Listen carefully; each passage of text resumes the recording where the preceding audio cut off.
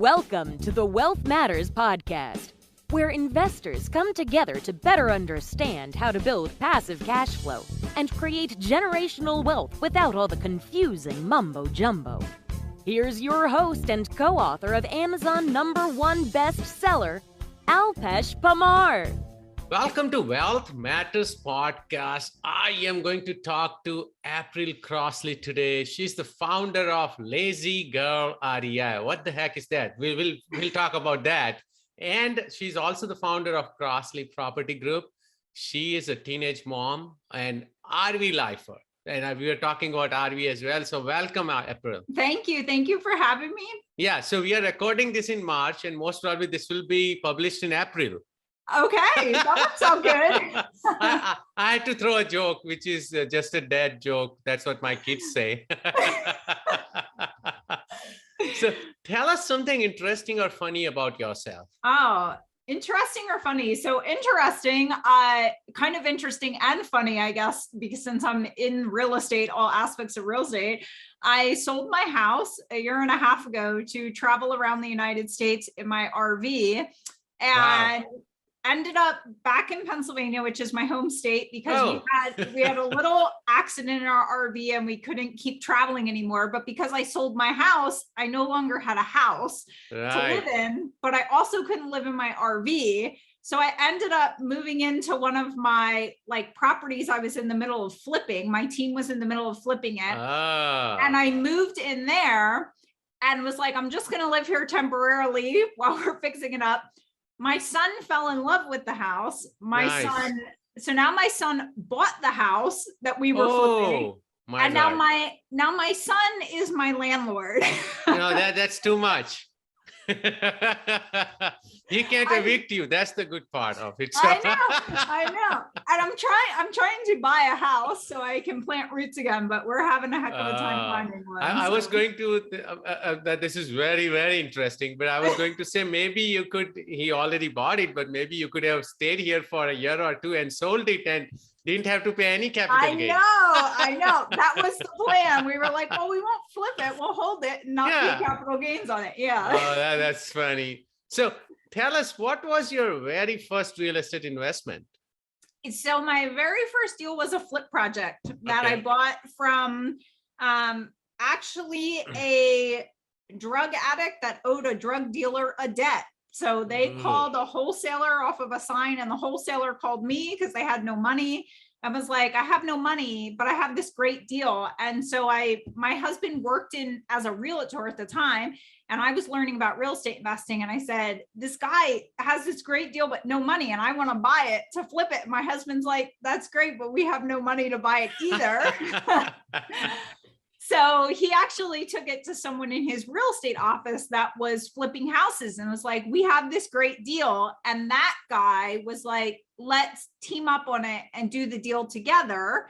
And basically a joint venture. I'll bring the money, you bring the deal, and we'll flip the house. So that was my first deal ever back in 2004. 2004. Wow. A while ago. How did that work out? It went great. I learned a lot. And the guy that joint ventured with us taught us a lot. So we put some sweat equity into it. But I mean, we made like $40,000. So nice. In 2004. Yeah. So with current inflation, I think it's like over 200 grand just after splitting. Right. Yeah. So we split that profit. So it worked out good. And that's how I met my first private money lender, because it turned out this guy brought money, but it was someone else's money. And that's that was my first introduction to what a private money lender was. Wow, that's great. Yeah. So then tell us about, so that worked out well. It was flipping, but why did you choose real estate? Is it because your husband was a realtor, or you were just learning the ropes? Yeah. So I was actually in school for my master's degree because I wanted to be the CEO of a hospital. And I was on vacation. My husband had 2 small rental properties in the low income area in the inner city near where we live. And he had a book about real estate, and I was bored on vacation. So I picked up the book, and I have I was not financially educated, had zero real estate knowledge, but I was just captivated by this book. I mean, it's called The 1 Minute Millionaire, and it's stories about Yes. all these people buying real estate. Yes, I And have just, that book. It's a yeah, great just book. like people like living in your house and paying off your house for you and keeping the equity. And I didn't even know what equity was. I knew no Right. terms. So I'm asking my husband, and I was renting a house, even though I had a great job. So he was kind of like educating me, and I just became captivated. I dropped out of my master's program and just started Oh my learning. God. Yeah, just started Wow. learning. I thought my mom was going to kill me, but just started learning more about real estate. So No, this is such a great story because there was no Netflix at that time. There was just Blockbuster. When you are bored, you have to read a book. oh yeah. Right. So, Yeah. because right now when I talk about reading a book, I'm like, my wife says, why do you have to read a book? We can watch movie and this. Like, no, I want to learn about this thing. Right. Yeah. So it's so interesting now because we are so distracted with smartphones and the TVs and everything around us. Even personally, I want to read and then I can barely finish a chapter and I'm distracted again looking at my phone. Right. Yeah. Yeah. This. So also I saw in your bio that you are a teenage mom. So can you share your journey, right? Going from that and becoming a real estate investor and a wealth grower, a millionaire. Yeah. So I had my son when I was 16, and Wow. I just came from your typical middle class family, no financial education. My parents didn't talk very nicely about wealthy people or people that made money. That's what we have been taught, right? That's what we have been taught. Yeah. Yeah. So when I had my son, I had to go back and finish high school. So I had my son in 11th grade. So I would drive my son to daycare every morning, and then I would go to finish my senior year in high school. And then I graduated high school, and then I basically did the same thing for college. I had a job. So I was working and I was going to school and I was trying to raise my son. I was on food stamps because I was like, how am I going to pay for food for me and my son? So I was on welfare. And really just wanted to go to college because everyone kept telling me, great, now your son is going to follow in your footsteps and he's going to be a teenage dad. And this is me running on like 3-4 hours of sleep every night. I'm like, no way, I'm not going to let him live this life. So he was definitely put in my life to like drive me. He's the reason I do everything that I do. And I was like, I'm going to go to school. I'm going to be the CEO of a hospital. He's going to have a great life. He's not going to be a teenage dad. So that was kind of driving me to get my healthcare degree, which I did.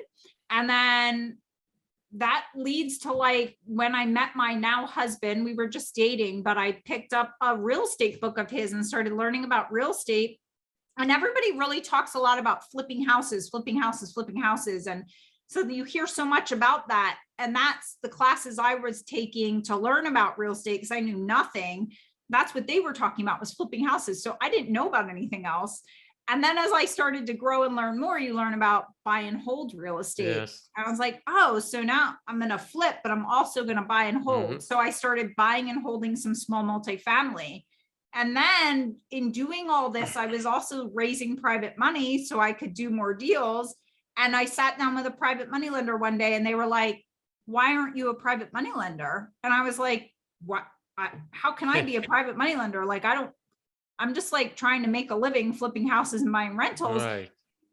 And they basically just started asking me, hey, you've changed jobs in healthcare. What did you do with your old retirement accounts? And I was like, yes, I don't know. Exactly. They're just sitting there. And that opened the whole can of worms about self-directed IRAs. And I was like, poof, I was a private money lender. And then just started snowballing. So yeah.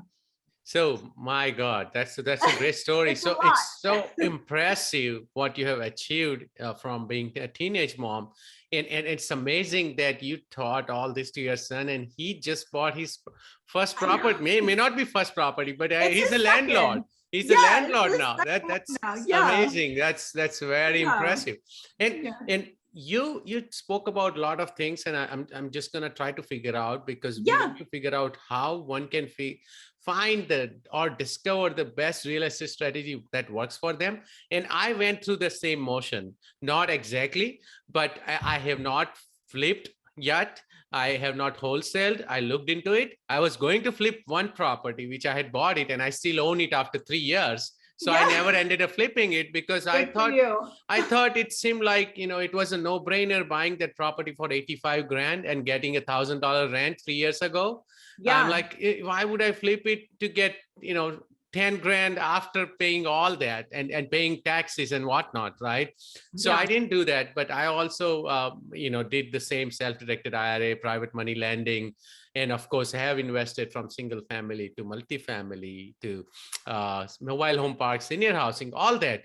But that was a journey. So as you have done a lot, how did you figure out that this is the strategy you want to work on, right? But it seems you are still doing all of that. But how can someone newbie look into all this and before, instead of getting overwhelmed, figure out the best strategy?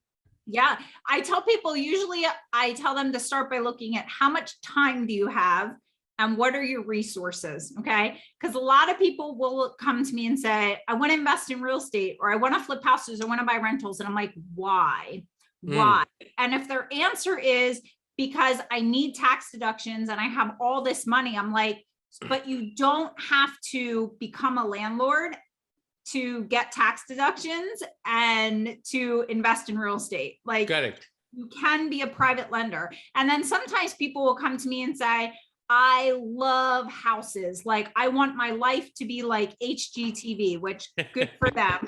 Yes. Some people love that. When people tell me I've never flipped a house, I'm like, you are so lucky. Don't ever do it if you don't ever have to do it. Like, right.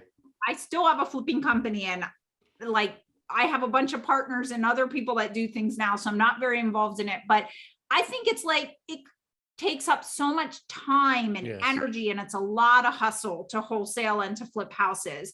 So you have, like, on the time scale, flipping takes an enormous amount of time. And then if you want to own rentals, that's great. But do you have the time to do that? Is there a property management company in the market you want to live in? Are you going to get caught up being a landlord, which is just another job? So do you have time to take on another job? And if you don't, you just have money, there's ways to invest that money without getting involved in owning a bunch of real estate. Or there's ways you can invest in real estate by owning some property and doing some passive investing, but not having to like own all the units by yourself. So it's really comes down to how much work do you want to do? I think people get caught up in what other people do. Like, oh, flipping houses is so great, and the before and after pictures are so magical, but they don't see all the other things that go into that. Exactly. The amount of work they put in, the amount of stress they go through when it doesn't sell. So stressful, like working with contractors and marketing and this and that. And same with the buildings. People are like, oh, I own this 100-unit building, and everyone's like, oh, I want to own a 100-unit building. I passively invest into 100-unit plus me buildings. Too. And when the GPs send me reports and something's gone wrong and they're working on fixing it, all I think is, wow, I am so happy that I don't have to deal with that. Like, I sit here and collect a check and I'm not dealing with that. I'm so much relief from that. Like, I feel for them, but I'm glad I'm not the one that has to directly deal with it.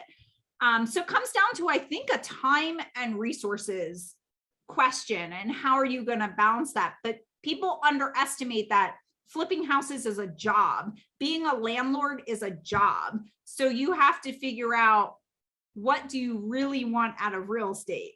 And if it's just the return, don't create another job for yourself. Yeah.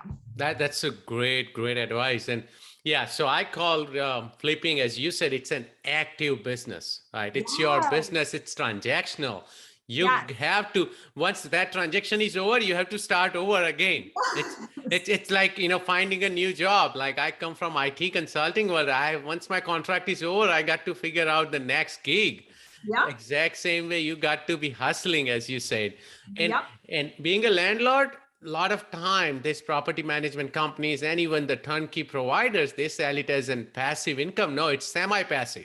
You still got to be involved. Even though I have property managers, I still have to manage those property managers. I still need to file the taxes, right? But then on the other spectrum, it's all that passive, right? Where I also invest in apartment building to mobile home parks and senior housing. And that's totally passive. If you just want, whenever I really need large depreciation loss, and just want no headache, then that's where I invest in passive, because they get to cost studies, and I Yeah, get really nice, depreciation loss. So yeah. so no, that make. And is there anything else they should keep in mind? So one, you said time and resources. Sometimes they also come up with an idea, I want to make a lot of money in a small time, right? Everyone wants a shortcut, and that's why they look at flipping or wholesale, thinking that, oh, it's very easy because in short amount of time I'll make a lot of money. Yeah. And I have private lenders that invest in flip projects. So they'll invest for the short term to get kind of larger chunks of cash, six Oh, months okay. to a year, and they're not investing in buildings for long periods of time.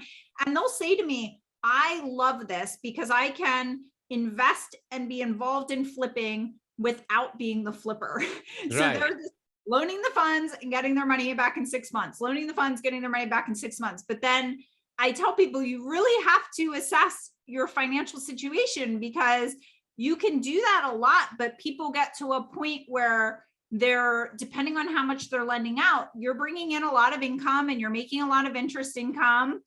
And eventually your accountant's going to say to you, you need some tax write-offs, like you need Yes. something, and you can't get that from investing in flipping. So you really have to look at your financial situation and what are your needs. Some people want the big chunks of cash just to pay off debt or something like that. But Right. when you get to a certain point, like for me, I do private lending into flips and I do private lending into syndications. But having tax deductions is super important to me right Yes. now. So if I have to choose between one or the other, that money's going into a syndication. That's where I it's going. Yeah. such a great advice again. I mean, great point. But I would always choose taxes, right? Yeah. But because there is no doubt about it. Tom Wheelwright says that your biggest liability is your taxes, right? The biggest expense you have in your life is taxes. So if I can write off that tax, then I'm going to be able to invest more, right? Yeah. Even if you save 10 grand, that is 10 grand in your pocket, which you can invest more and make more money. Yeah. So always, I think tax deductions take priority or precedence over all other types of investment. Yep. Yep. No, that's a great point. So another question I have now: what are some of the lessons you have learned while investing in real estate? Right, all throughout the years, from flipping to buy and hold to private money lending. Yeah, one, like on that point about finding your path, is just, I think the biggest lesson I've learned is stop trying to fit yourself into something that's not a fit. So even when I first started flipping, I was like, oh, I can paint and like pick out flooring, and I should like this, especially being female. I'm like, oh, I'm a female, I should love this stuff. I hate it. I hate it. I'm not good at it. Not good at it at all. I can't match it. Oh, So I think just being real with yourself about what your weaknesses are, what you don't like to do, and stop trying to go down a path just because someone else is hyping it up or making it seem amazing. Like a lot of people are really into Airbnb right now. The idea of Airbnb gives me severe anxiety and like creeps me out. Like I don't like I just don't like it. Okay.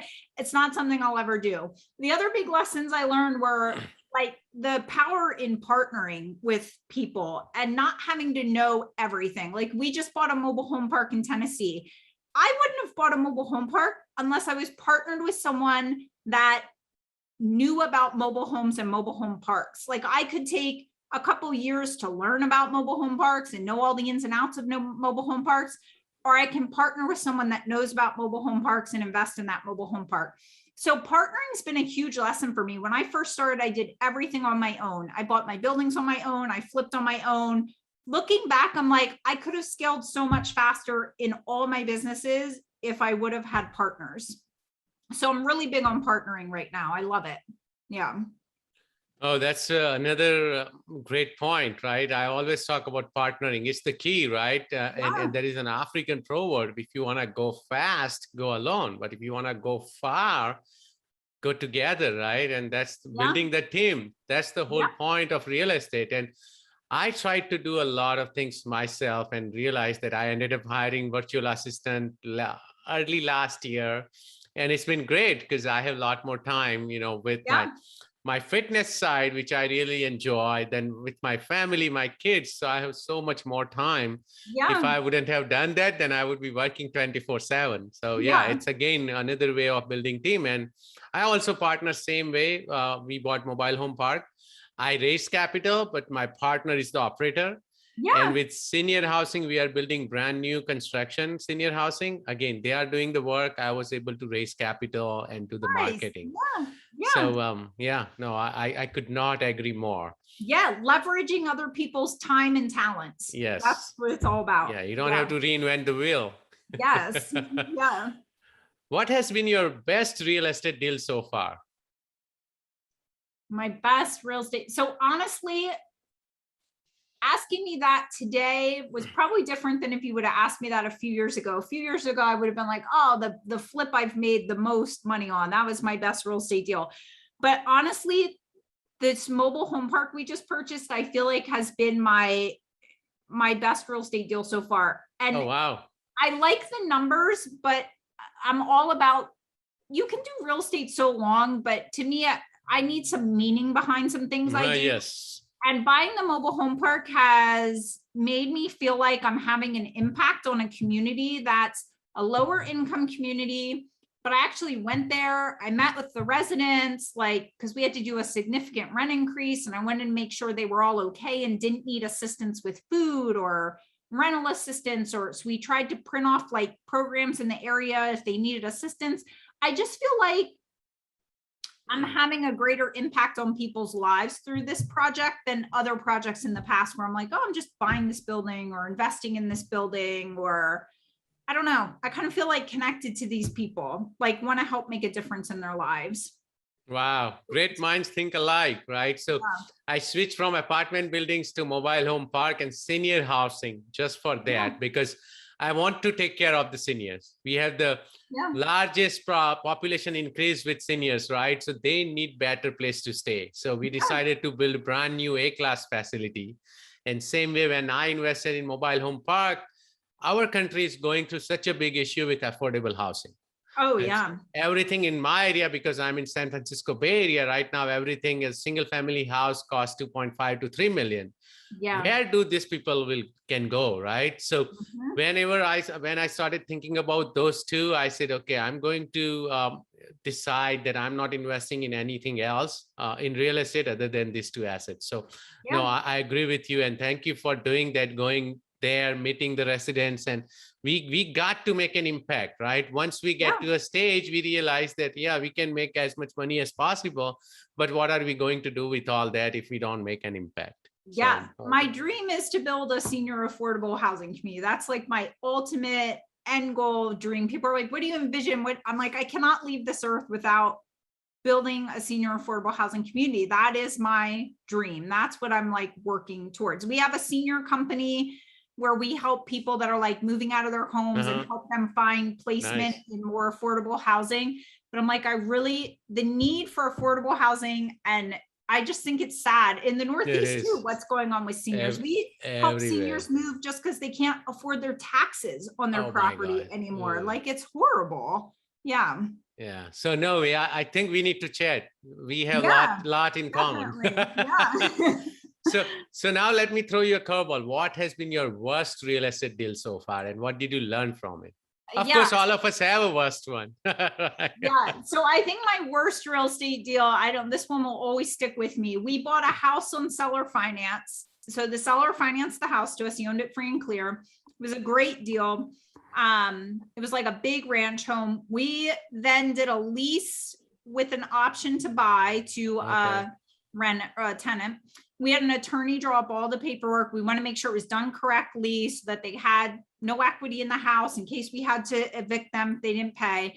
They were great for a while. Then they went through some family problems. Long story short, we ended up having to evict them. After like 6 months of they're not making a payment to us, and their payments like $1,200 a month. They're not paying any of the water bills, which are like $400 to $600 a quarter. Okay. So we're paying all this out of pocket because I want to make sure my seller who's financing keeps getting paid. Like, that's my top priority. I'm working full time still in healthcare. My husband's working. So, now I'm working overtime to pay my bills plus someone else's bills. This was like one of the first deals I ever did. And the reason we lost the eviction hearing had nothing to do with the way the attorney did the contracts or agreement.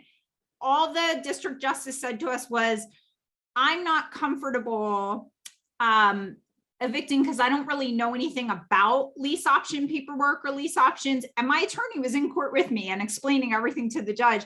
The judge was like, I would just feel better if this went to civil court, which can cost $10,000 and you have to wait up to a year for a hearing in civil court.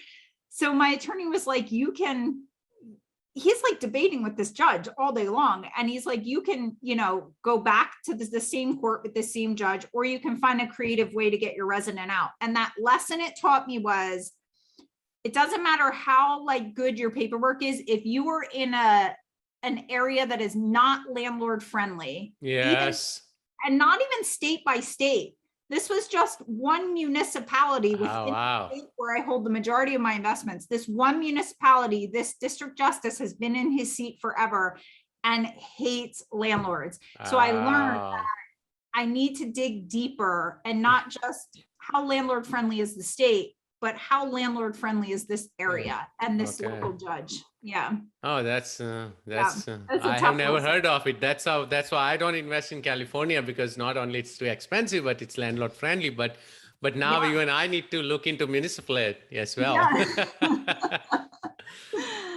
So the last question before we take a break: which real estate markets are you focusing on right now, and why?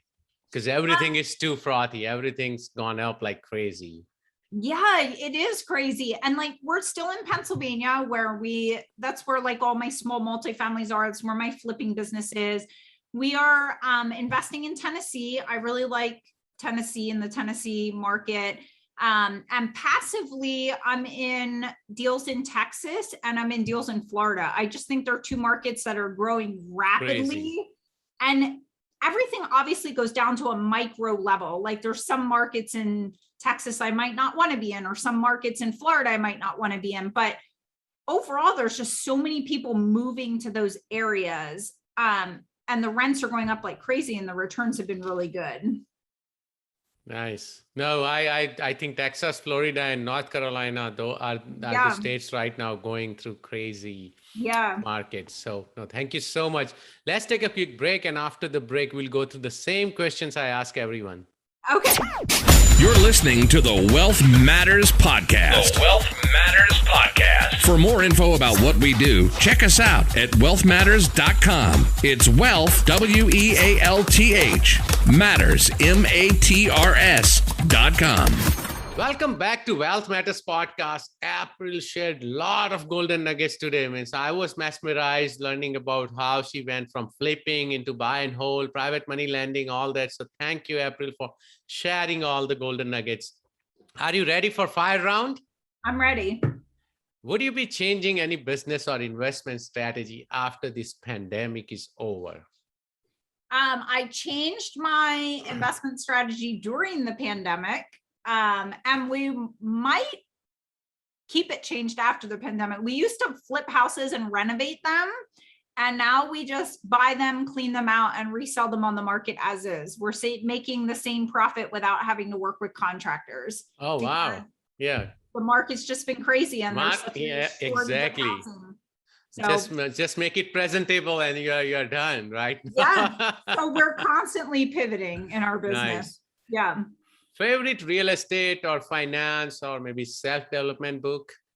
A self-development book, I would say in the past year, probably the best one I've read that stuck with me the most was Atomic Habits. Oh, yes. It's a great book. I love that book. No doubt. Any tool or website you recommend or you cannot live without? Oh, man. Right now, for my small multifamilies, I love apartments.com. I mean, I couldn't function without that. My assistant uses it mostly now, but yeah, it's great. It helps us automate our small multifamily side of things. All right. Any advice for beginner investors? Yeah. Partner. Like, I wish I would have learned that sooner. I feel like partnering and raising private money are the two keys to scaling. Like, I don't think you can scale without that. And when you're new, you need to partner to grow and get started. Thank you. How do you give back? How do I give back? Yes. Oh, tons of ways. Tons of ways. So I do a whole lot of things. I have my YouTube channel where I educate a ton of people for free. I really believe everyone should grow wealth because it's the only way to change lives. I have a meetup group in my area. Pre-COVID, when we were having in-person meetings, cost of admissions was a canned good that would go to our local food bank. Like, we don't charge anyone to come, but they have to bring a canned good so that we can donate it to our local food bank. Yeah, lots and lots of charitable giving, and lots of, more importantly, educating people on their finances and how to grow wealth, because I feel like the more people that grow wealth, the more lives we can change everywhere around the entire world. That's awesome. Now, how can my listeners reach out to you? They can follow me on YouTube. My YouTube channel is April Crossley, and they can check out my website, which is aprilcrossley.us. This was great. Thank you, April, for your time. Thank you. I appreciate it. Thanks for listening to the Wealth Matters podcast. If you enjoyed it, please leave us a 5-star rating on iTunes so others can enjoy the show too. Have a great week and happy investing.